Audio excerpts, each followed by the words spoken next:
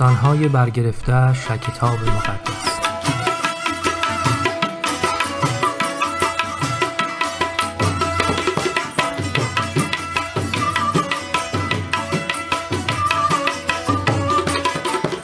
داستان پدر دلسوز.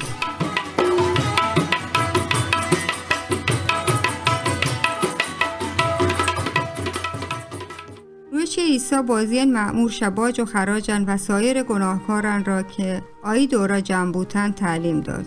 اما علمای دینی که آدنتن دیستش که عیسی چون گناهکاران چوتی دوستانی رفتارکن شایی ایرادش گفت. بنابراین عیسی یه داستان را فراوان تعریف کرد. مردی دو بچک داشت. یک روز چه گوندیم بچک به وتی پسا و شی بابا من هل نون وتی ارسال لوتین. بنابراین پسی نوتی دارایی به وتین دوزاگ سرا تقسیم کرد. چیزی نگو است که گوندیم بچک هر چه داشت جمع کرد و به دور دست این سرزمین شد. برادن وتی تمام ثروت و عیاشی و نادرست این کاران داد.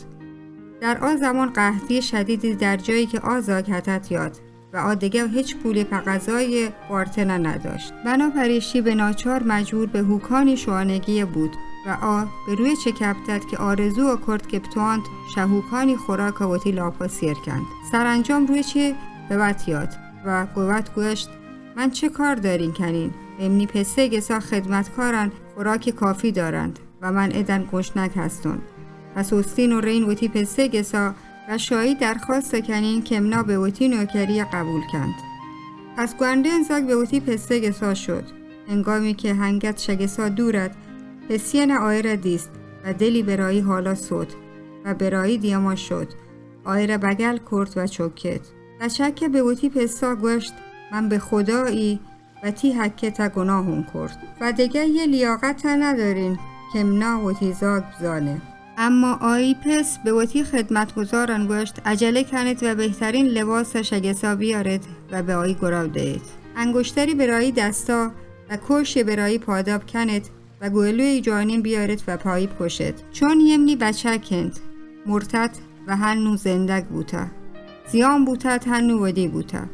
پس آوان مفصل این جشن برپایش کرد.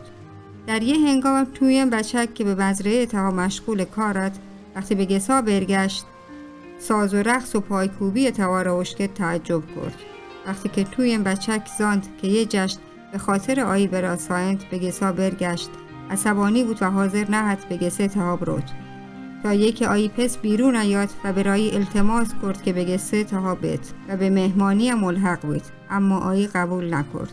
تویم بچک به وتی پسا گوشت سال هاست که من چو یک غلامی ترا خدمت کنیم و حتی یک بار هم شتی دستوران سرپیچیون نکرده. اما در تمام یه مدت به من حتی یک شنک نداده تا سره برین و بتوانین به وتی دوستان شادی کنین.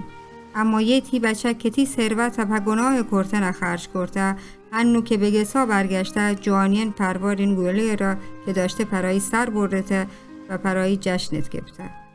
به سه نگوشت نی عزیزین بچک که همیشه نی که نکه هسته و هر چه من دارین در واقع به تا تعلق دارید و تی ارث و سهمند. اما هنون باید جشن کنن و شادی کنن چون یه تی براس مرتد و هنون زندگ بوده.